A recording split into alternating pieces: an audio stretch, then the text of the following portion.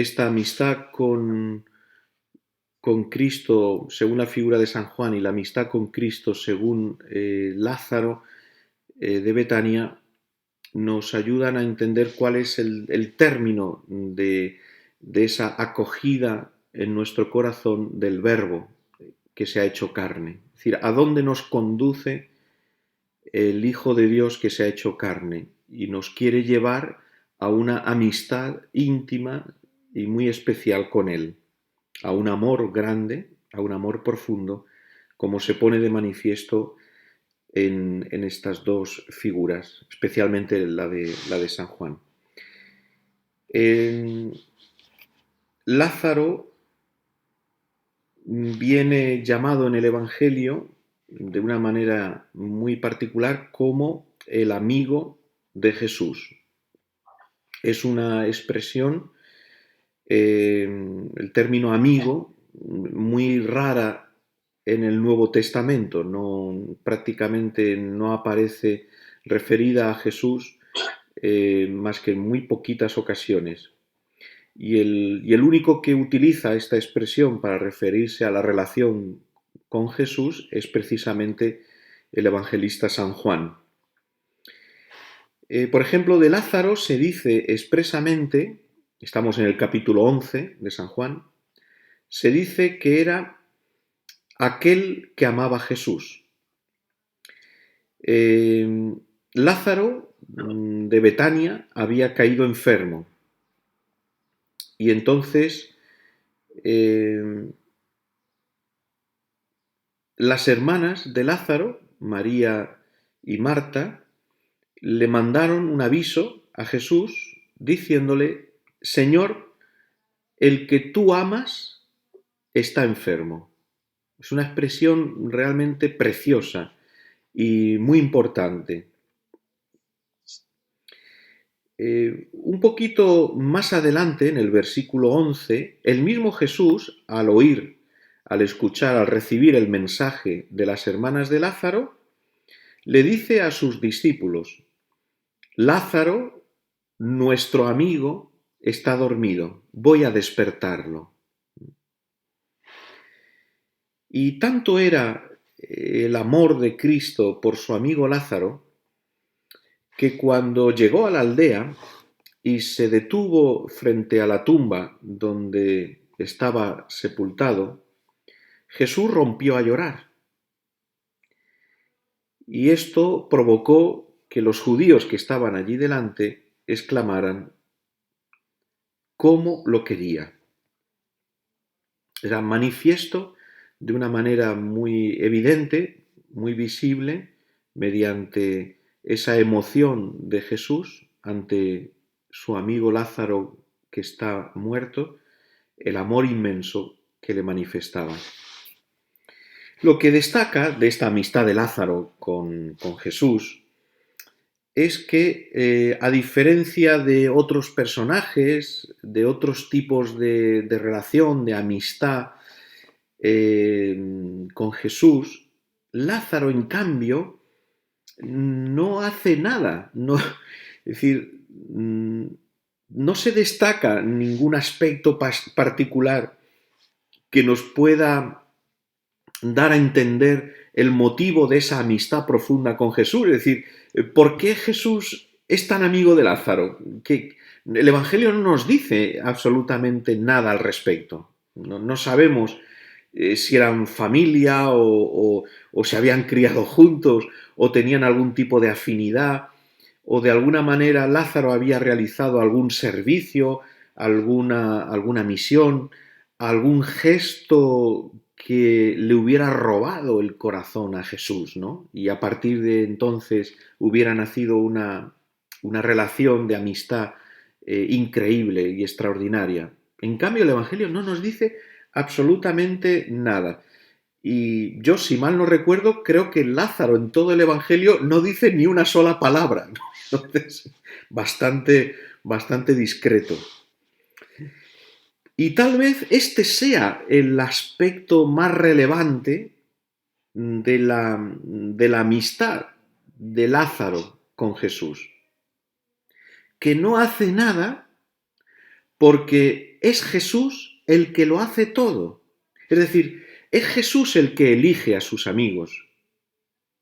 Estos no necesitan tener una cualidad especial, una característica sobresaliente, no necesitan haber hecho ninguna cosa extraordinaria para que entonces Jesús hubiera caído rendido a sus pies en una amistad profunda. En cambio, no, la característica importante, la destacada de la amistad de Lázaro es que él se deja elegir, o sea, acepta la amistad que le viene propuesta por parte de Jesús. Él no tiene la iniciativa es de Jesús.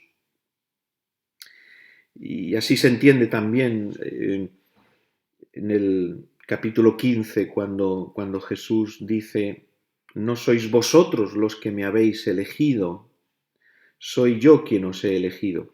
Esto es importante porque si fuéramos nosotros los que hubiéramos elegido a Jesús, o sea, de alguna manera nosotros tendríamos la preeminencia, ¿no? La prioridad. Partiría todo de nosotros, estaría todo en nuestro poder. De alguna manera, el mérito de la relación con Jesús, de la amistad con Jesús, estaría en nosotros, que hemos tenido la habilidad, la capacidad, la inteligencia de haber descubierto que Jesús merecía ser amado. Y esto no es así. Siempre la iniciativa viene de Jesús, es Él el que llega a nosotros primero, el que nos toca el corazón, el que nos roba el corazón. Como se escucha en el profeta Jeremías narrando su vocación, me sedujiste, Señor, y me dejé seducir. Es verdad que estamos a veces muy acostumbrados y ponemos demasiada atención en lo que tenemos que hacer nosotros, sin darnos cuenta de que lo más importante en nuestra vida no es lo que hagamos nosotros, que tiene lógicamente su importancia, pero el rasgo definitivo no es lo que nosotros hagamos por propia iniciativa, sino lo que Jesús quiere hacer en nuestra vida. Y también lo importante es pensar qué es lo que Dios quiere hacer en nuestras comunidades y en nuestras instituciones y en su iglesia. Esto es lo importante. Que al final cualquier posibilidad de reforma, de renovación en la iglesia, necesariamente tiene que partir de lo que Cristo quiere hacer en nosotros, de lo que Cristo quiere hacer en nuestras comunidades, de lo que Cristo quiere hacer en su iglesia. Porque si no, si solamente dependiera de nosotros, si somos nosotros los que tenemos que organizar, decidir, cambiar o renovar, y solamente contáramos con nuestra pobre y humilde reflexión y deliberación, que evidentemente es necesaria, pero sería al final algo de muy corto alcance. Las obras de Dios, las iniciativas de Dios, lo que Dios quiere hacer es lo que en realidad da fruto. Por eso, la continuación de este versículo del capítulo 15, no sois vosotros los que me habéis elegido, sino que soy yo quien os he elegido, y os he destinado para que vayáis y deis fruto, y vuestro fruto permanezca. ¿Por qué el proyecto, la iniciativa de Santa Vicenta María da fruto y un fruto que permanece? Porque está enraizado en la voluntad de Dios, en lo que Cristo quiso, en un espíritu grande de obediencia, de disponibilidad y de entrega a lo que Cristo le pidió. Porque es la iniciativa de Cristo. Porque si fuera solamente la iniciativa de una mujer buena, de una mujer estupenda, con un corazón muy sensible, muy atenta a las necesidades concretas que se encontraba en la vida, todo eso está muy bien, pero eso al final no daría lugar a un proyecto, a una comunidad, a una familia que dé fruto permanente, porque el fruto permanente solo se da en Cristo. Todo lo que no sea profundizar cada vez más en la consagración a Cristo, en la entrega a Cristo, en la obediencia a Cristo, en la pobreza por amor a Cristo, en la castidad, pues no tiene ningún valor definitivo, no durará, no permanecerá. Esta es la condición. No soy yo quien os he elegido, no sois vosotros los que me habéis elegido, soy yo quien os he elegido. Y os he destinado para que vayáis y deis fruto, y vuestro fruto permanezca. La palabra permanecer, como ya vimos en la otra meditación, significa permanecer en el amor de Cristo, entrar en esa corriente de amor entre el Padre y el Hijo.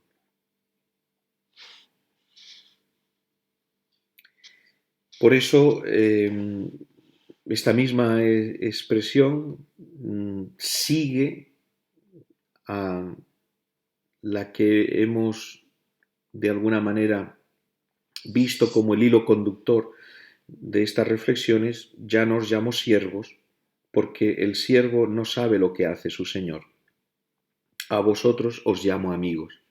Y por eso cualquier proceso de crecimiento en la vida espiritual, de renovación, de profundización, tiene que ser un proceso de profundización en esa amistad con Cristo. Esta es la clave, este es el secreto, de alguna manera. La amistad de Jesús con Lázaro le lleva a darle la vida, a resucitarlo, a ponerlo en pie, ¿no? El nombre Lázaro es la contracción del nombre hebreo Eleazar y significa Dios ayuda. Y además se dice que Lázaro, Dios ayuda, es de una aldea que se llama Betania y que significa la casa del pobre o la casa del afligido. De alguna manera aquí también se pone de manifiesto esta realidad. Nosotros somos pobres, nosotros necesitamos ser ayudados continuamente, apoyados y sostenidos por el amor de Cristo. Por eso necesitamos la amistad con Cristo. Lázaro es el único de los que han recibido un milagro, de los que el milagro más importante según el Evangelio de San Juan, porque es el último de los signos que cumple Jesús. Estamos en el capítulo 11 y ya a continuación ya viene la narración de la pasión, de la muerte y de la resurrección de Cristo. Pues es el único, Lázaro, del que se da a conocer el nombre, su nombre, en el Evangelio. En todos los demás casos de curaciones y de milagros no se dice nada del nombre de quien ha recibido ese milagro, ni de los ciegos curados, ni del cojo que no podía andar, nadie, solamente de Lázaro. Y sale del sepulcro donde estaba, después de oír la voz de Jesús que lo llama por su nombre: Lázaro, sal fuera. Esta voz de Jesús, una voz fuerte, que lo pone en pie, lo levanta, por lo tanto lo resucita, es la voz del buen pastor, que en el capítulo anterior, el capítulo 10, había dicho que es Cristo, el buen pastor, que da la vida por las ovejas, por sus ovejas, y que las llama por su nombre. O sea, Jesús nos llama por nuestro nombre, nos conoce, sabe cómo somos, sabe mejor que nadie, mejor que nosotros mismos cómo somos, y nos llama por nuestro nombre. Y llamándonos por nuestro nombre, la vocación, nos resucita, nos levanta, nos pone en pie, nos da una vida nueva. Él es Dios el que tiene la iniciativa y nos llama precisamente para que le sigamos, para que vivamos en esa vida nueva, para que nos alimentemos en esos pastos abundantes que son el amor de Cristo, el único alimento de nuestra vida. En el capítulo 13 del Evangelio de San Juan se nos presenta una figura realmente misteriosa, pero increíble, extraordinaria. Es la amistad de Juan, el evangelista, con Jesús. Y Juan viene nombrado como el discípulo amado. Representa, por lo tanto, Juan, en cuanto discípulo amado, esa figura preeminente, destacada, una figura por encima de todas, en este camino de amistad y de relación que el Verbo de Dios ha venido a instaurar con nosotros al hacerse carne nuestra. Esta expresión del discípulo amado aparece en bastantes ocasiones en el Evangelio de San Juan. Es el único en el que aparece. Es una característica especial de este Evangelio. Así en el versículo 23 dice, uno de ellos, el que Jesús amaba, estaba reclinado a la mesa en el seno de Jesús. Y un poquito más adelante, en el versículo 25, dice, entonces él, apoyándose en el pecho de Jesús, le preguntó, Señor, ¿quién es? Está refiriéndose a quién es el que le va a traicionar. En el capítulo 19 vemos a Jesús en la cruz, a los pies de la cruz su madre, y Jesús, al ver a su madre y junto a ella al discípulo al que amaba, dijo a su madre, mujer, ahí tienes a tu hijo. Y al discípulo, ahí tienes a tu madre. Y desde aquella hora el discípulo la recibió como algo propio. No podía, la Virgen María no podía ser recibida por otro que no fuera el discípulo amado. Evidentemente, aquí se ve con más claridad que ese discípulo amado eres tú, somos cada uno de nosotros, que tenemos que acoger a la Virgen María. Solamente en esa relación de amistad íntima de Jesús con el discípulo amado es el espacio, el lugar propicio para poder recibir a la Madre de Jesús, a María. Por lo tanto, nuestra devoción, nuestro amor a la Virgen María entra dentro, forma parte de esa relación de amistad entre Jesús y el discípulo, entre Jesús y tú mismo. En el capítulo siguiente, en el capítulo 20, ya estamos en la resurrección, se narra el encuentro de Pedro y el otro discípulo que corrieron al sepulcro una vez que María la Magdalena vio que el sepulcro estaba vacío y fue corriendo a avisarlo a los apóstoles. Y entonces Pedro y el otro discípulo, a quien Jesús amaba, dice el Evangelio, corrieron juntos al sepulcro.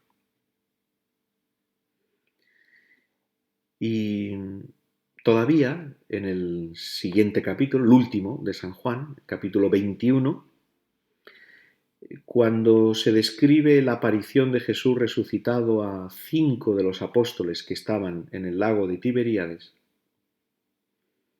en un momento determinado los discípulos habían pasado la noche pescando sin obtener nada y al amanecer ven a un hombre en la orilla que les llama la atención y les manda echar la red a la derecha de la barca. Y dice el Evangelio que aquel discípulo a quien Jesús amaba le dice a Pedro, es el Señor. Qué cosa tan bonita, ¿no?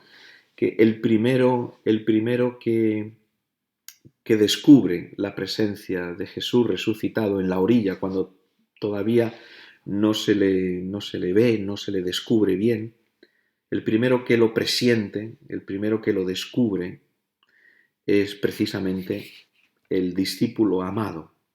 Es decir, es una de las características del discípulo amado es precisamente la de descubrir la presencia de Cristo resucitado siempre en su vida. La amistad con Cristo nos da y nos permite el poder percibir a Cristo resucitado en nuestra vida. Y eso es la fe. El discípulo amado, en definitiva, es el que está en disposición de descubrir a Cristo por la fe.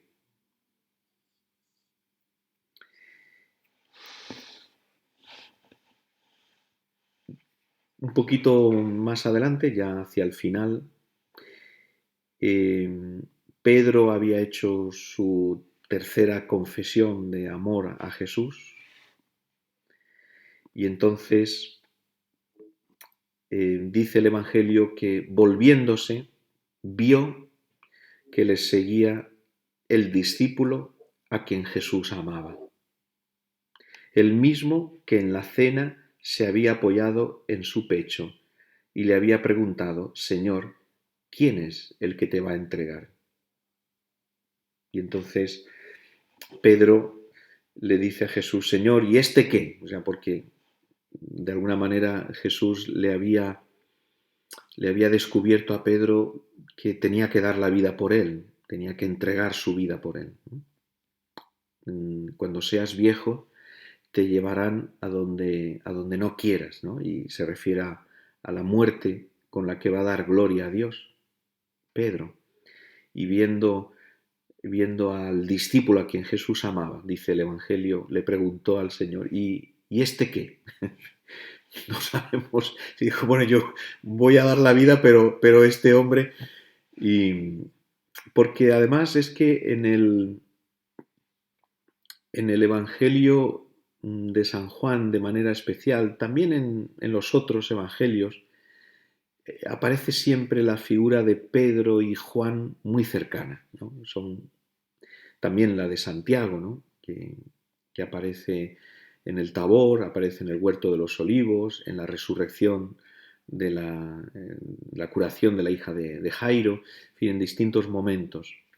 Pero de una manera especial es Pedro y Juan, ¿no? En el Evangelio de San Juan aparece con mucha claridad, ¿no? Como darnos a entender que Jesús le dice, mira, en definitiva todos vais a dar la vida por mí, pero unos con el derramamiento de sangre y otros con la entrega de vuestra vida en las cosas pequeñas de cada día, en el día a día, en el amor, en el perdón, en la entrega, en las pequeñas mortificaciones, en la fidelidad.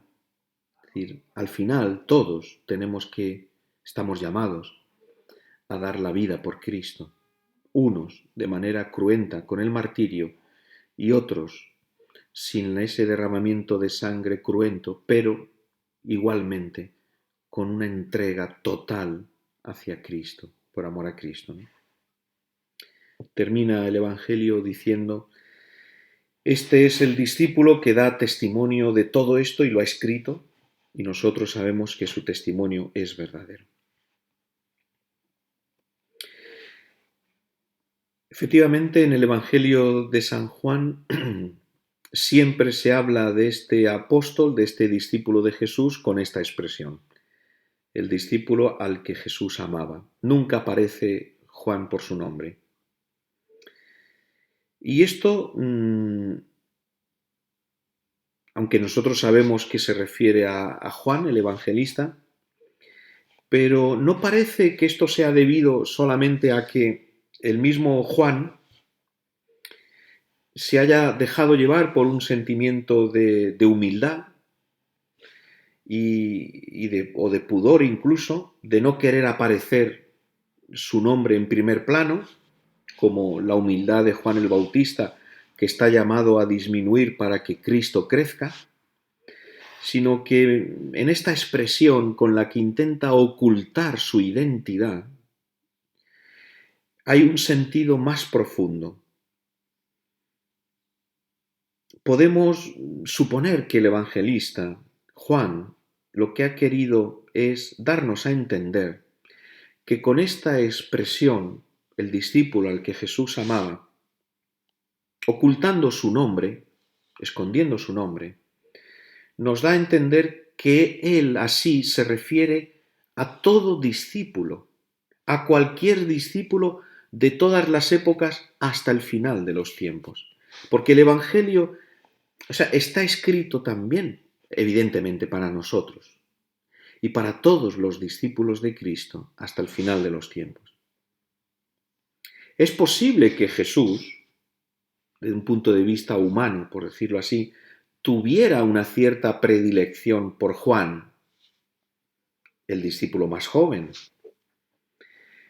Pero parece más apropiado pensar que Juan aparece aquí como la figura de discípulo, de todo discípulo, amado por Jesús.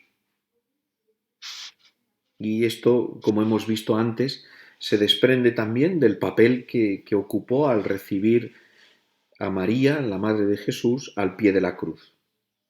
Y como todos nosotros estamos llamados también a recibirla como Madre nuestra, en cuanto discípulos amados de Jesús. Así, en la figura de Juan el Evangelista, todo discípulo de Cristo está llamado a entrar en esta intimidad con Jesús, en esa amistad especial que aparece descrita de una manera muy clara y con rasgos realmente enternecedores en la última cena. Recordamos las expresiones del capítulo 13. Uno de ellos, el que Jesús amaba, estaba reclinado a la mesa en el seno de Jesús. Y entonces él, apoyándose en el pecho de Jesús, le preguntó: Señor, ¿quién es? Por tanto, esta mención al discípulo al que Jesús amaba se encuentra en medio de la narración terrible sobre la traición de Judas. O sea, Jesús se turbó en su espíritu después de haberle lavado los pies a sus discípulos y continuó diciendo: en verdad os digo, uno de vosotros me va a entregar. Los discípulos se quedaron perplejos y se miraron unos a otros por no saber de quién lo estaba diciendo.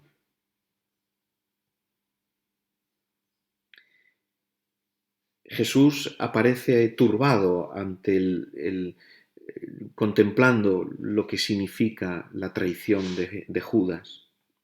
Una turbación como la que le ocurrió ante el sepulcro de su amigo Lázaro, donde el corazón de Jesús también se conmueve ante el misterio del mal, el misterio de la muerte, que es obra del pecado, y en toda su crudeza. Hay como una cierta similitud con el pasaje de Lázaro y la traición de Judas, sorprendentemente. Porque en el pasaje de Lázaro, Jesús le da la vida a su amigo Lázaro y a continuación los judíos se reúnen para decidir darle muerte a Jesús.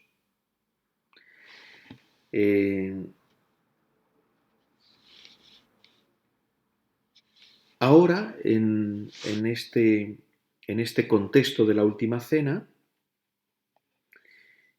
se nos presenta a Juan reclinado en el seno de Jesús, el versículo 23.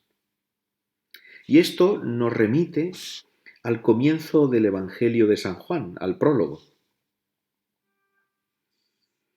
En el principio existía el Verbo, y el Verbo estaba junto a Dios,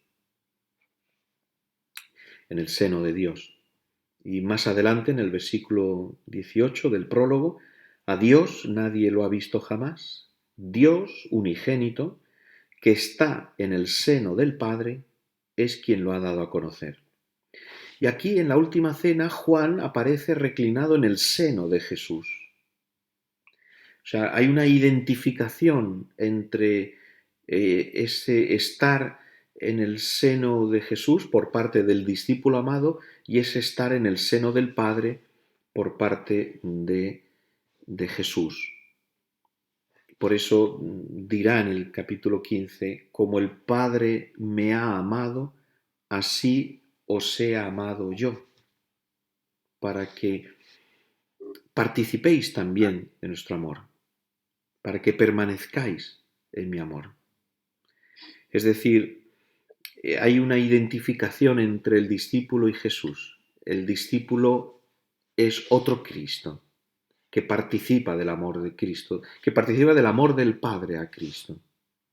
Por lo tanto, en este nuestro ser otros Cristos que hemos recibido por el bautismo, somos amados con el mismo amor con el que el Padre ama al Hijo.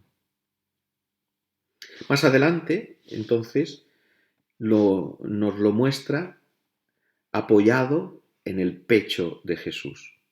Es decir, Juan, el discípulo amado, pasa del seno que lo engendra, que le da la vida, al corazón que lo ama, que lo hace amigo.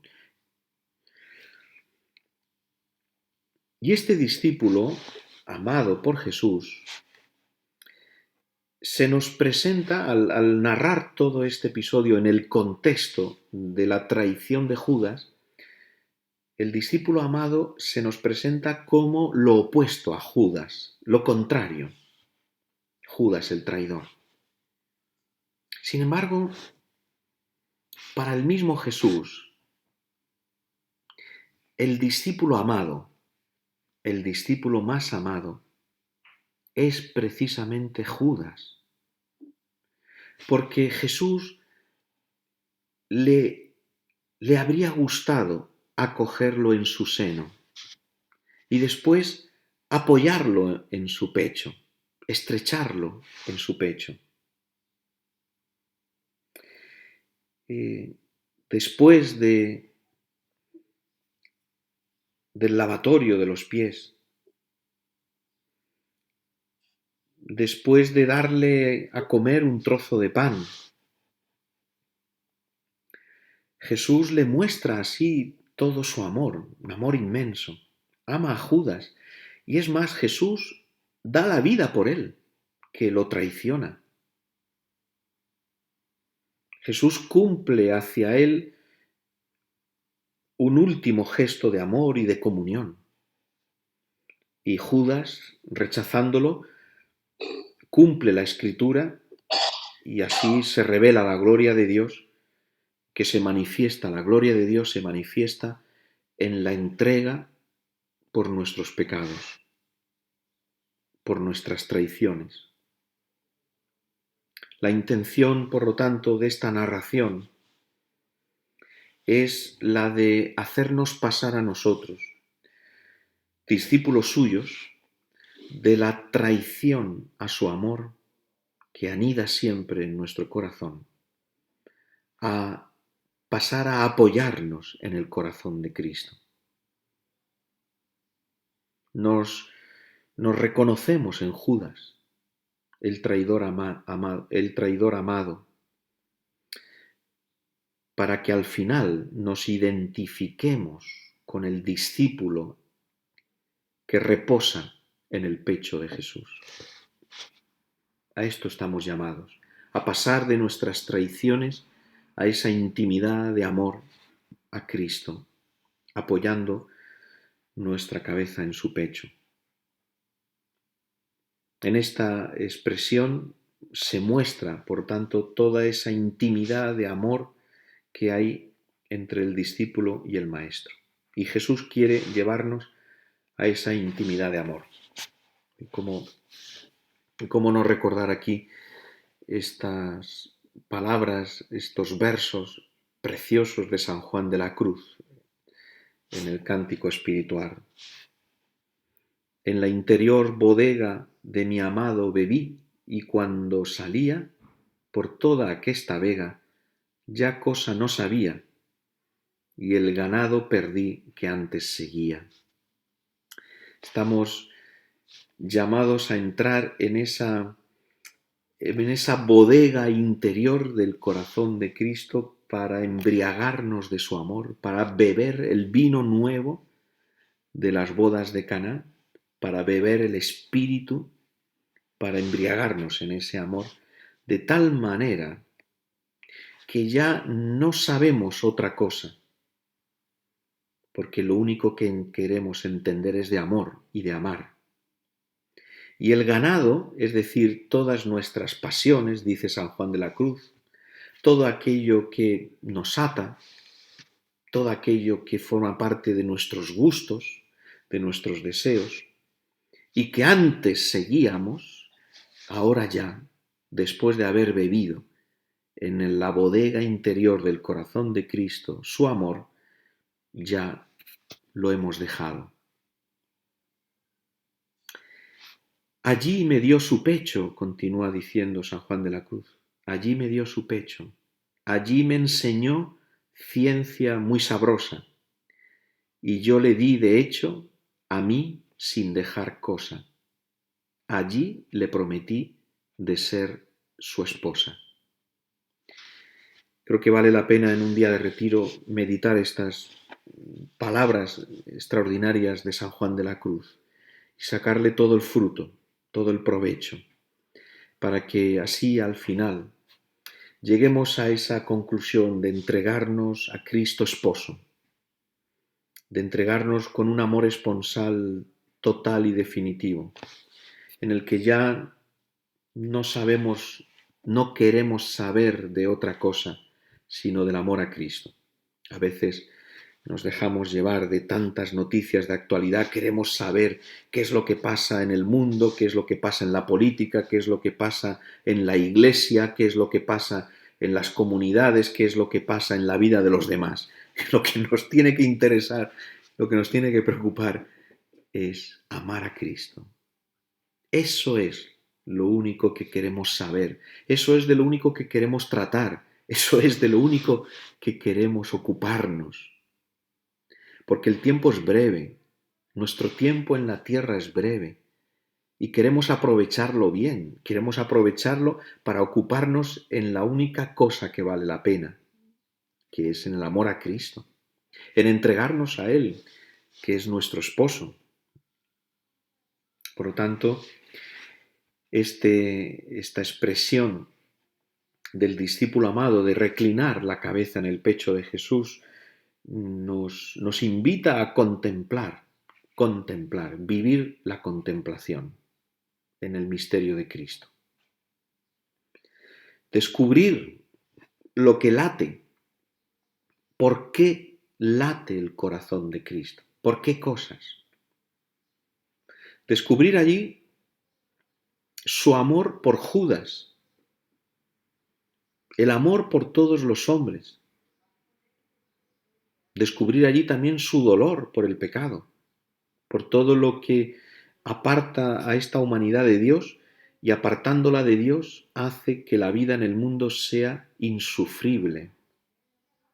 Que intentemos acompasar nuestro corazón al ritmo del corazón de Cristo. En definitiva, como dice la expresión de San Pablo en la carta a los Filipenses, intentar aprender los sentimientos de Cristo.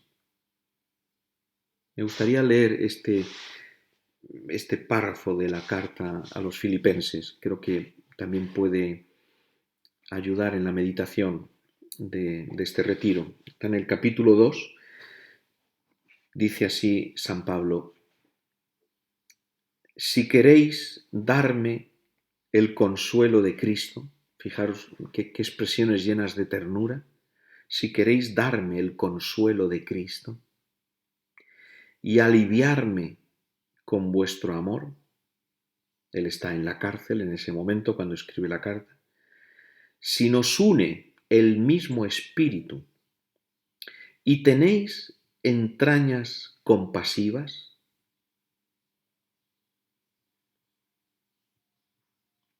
dadme esta gran alegría. Manteneos unánimes y concordes, con un mismo amor y un mismo sentir, como dice el libro de los Hechos de los Apóstoles de los primeros cristianos. Manteneos unánimes y concordes, con un mismo amor y un mismo sentir. ¿Os dais cuenta de lo que significa esto para toda la Iglesia? Si lo viviéramos en todas las comunidades parroquiales, en todas las comunidades religiosas, en todas las familias religiosas, en todas las congregaciones, si nos mantuviéramos unánimes y concordes con un mismo amor y un mismo sentir. Y añade: no obréis por rivalidad, quién puede más, quién sabe más, quién es mejor, ni por ostentación, considerando por la humildad a los demás superiores a vosotros. No os encerréis en vuestros intereses, sino buscad todos el interés de los demás. Y es aquí cuando añade San Pablo: tened entre vosotros los sentimientos propios de Cristo Jesús. Estos son los sentimientos que tenemos que hacer nuestros, que los señala a continuación, hablando de Jesús, de Cristo, el Hijo de Dios, que no reteniendo ávidamente el ser igual a Dios, se despojó de sí mismo y tomó la condición de esclavo.